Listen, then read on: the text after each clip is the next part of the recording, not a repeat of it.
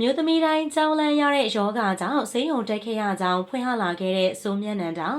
ပရိသတ်များအားလုံးပဲမင်္ဂလာပါရှင်မြန်မာဆယ်ရီအင်ဆိုင်ယာဘီချ်ကနေပြီးတော့ပရိသတ်တီအားလုံးကိုပြန်လည်လို့ကြိုဆိုပါရစေပြီးခဲ့တဲ့ရက်ပိုင်းအတွင်းမှာဆိုမြတ်နန္ဒာကဆေးရုံတက်နေရတာဖြစ်ပါတယ်ဆေးရုံတက်နေရတဲ့ပုံတချို့ကိုတင်လာခဲ့တာကြောင့်ပရိသတ်တီကလည်းအရန်ကိုစိတ်ပူခဲ့ရပါတယ်ဆိုမြတ်နန္ဒာကမြန်မာနိုင်ငံမှာနေထိုင်နေတာမဟုတ်ပဲနိုင်ငံခြားမှာအခြေချနေထိုင်နေခဲ့တာဖြစ်ပါတယ်ဒါဖြစ်သူမြတ်တော်မောင်ကျောင်းတက်နေတာမို့နိုင်ငံသားမှာနေထိုင်နေရင်းကနေမြန်မာနိုင်ငံကိုပြန်လာပြီးတော့ဈေးရုံလာတက်တာမို့ဘာယောဂများလဲဆိုပြီးတော့သူမရဲ့အမာခံပရိသတ်တီကတွေးပူကြတာဖြစ်ပါတယ်ဆိုမြတ်နန္ဒာကတော့သူမအနေနဲ့ဈေးရုံမှာဈေးကူးသားမှုခံယူနေတာမို့စိတ်မပူကြပါနဲ့ဆိုပြီးတော့ဒါပြောထားတာဖြစ်ပါတယ်။ဆိုမြတ်နန္ဒာကဈေးရုံတက်ပြီးတော့အပူတွေများနေတာမို့အကြောင်းရင်းကိုချက်ချင်းမပြောပြနိုင်ခဲ့တာပါ။ပြီးခဲ့တဲ့ရက်မှာတော့ဈေးရုံတက်ရတဲ့အကြောင်းရင်းကိုပြပြလာခဲ့ပြီးတော့အမျိုးသမီးတိုင်းတတိထားဖို့တတိပေးလာခဲ့တာပါ။ဆိုမြတ်နန္ဒာကအမျိုးသမီးတိုင်းဖြစ်ရမှာကြောက်တဲ့ယောဂတစ်ခုကြောင့်ဈေးရုံတက်ခဲ့ရတာဖြစ်ပါတယ်။ဆိုမြတ်နန္ဒာကအမျိုးသမီးယောဂအရာ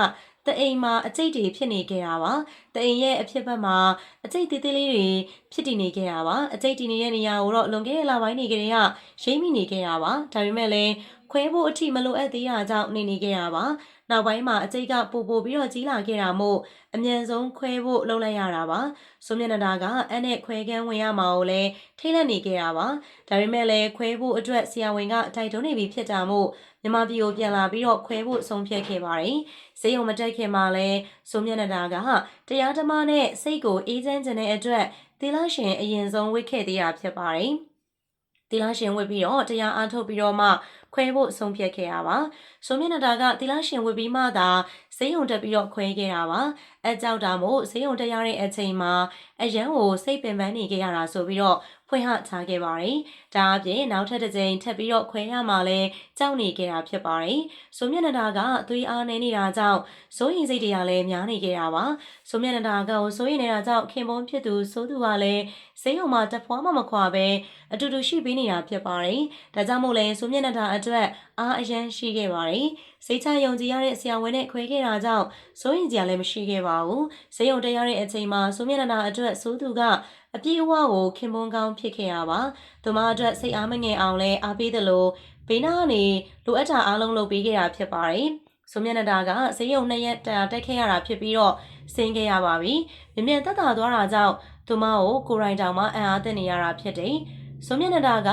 မြန်မာလူမျိုးချင်းကိုသာယုံကြည်တာမို့နိုင်ငံသားကနေမြန်မာနိုင်ငံကိုအပြေးပြန်လာခဲ့တာဖြစ်ပါတယ်။ဆိုမြတ်နန္ဒာကတန်မာတဲ့ပုံစံပေါက်ပေမဲ့အရန်ကိုစိတ်အားငယ်တတ်တာပါ။အခုလိုဈေးရုံတက်ရမယ့်အချိန်မှာလဲမိသားစုတွေဘေးနားမှာရှိပေးနေအောင်လို့မြန်မာနိုင်ငံကိုပြန်လာပြီးတော့ဈေးရုံတက်ခဲ့တာဖြစ်ပါတယ်။ဒါပေမဲ့ဈေးရုံကဆင်းပြီးချင်းမှာပဲဆိုမြတ်နန္ဒာကတားရှိရဲ့နိုင်ငံသားကိုပြန်သွားခဲ့တာပါ။ဒါကြောင့်မို့အခုလက်ရှိမှာတော့ဆိုမြတ်နန္ဒာကမြန်မာနိုင်ငံမှာမရှိတော့ပါဘူး။မြတ်တော်မောင်ကတော့နိုင်ငံသားမှာကြောင်းတက်နေတာဖြစ်တဲ့အတွက်ဆိုမြတ်နန္ဒာတို့ကလည်းနိုင်ငံသားမှာအတူတူလိုက်နေပေးရတာဖြစ်ပါတယ်။ဆိုမြတ်နန္ဒာကတော့အမျိုးသမီးတွေသူ့လိုမဖြစ်ဖို့တတိပေးပြီးတော့အခြေအနေကိုထုတ်ပြောလာခဲ့တာဖြစ်ပါတယ်။ဆိုမြတ်နန္ဒာလည်းအမြန်ဆုံးနေကောင်းကျန်းမာလာပါစေလို့ဆုတောင်းပေးလိုက်ပါတယ်။ဆုံးထိကြည့်ရှုပေးတဲ့အတွက်လည်းပရိသတ်တယောက်ချင်းစီတိုင်းကိုအထူးပဲကျေးဇူးတင်ရှိပါတယ်ရှင်။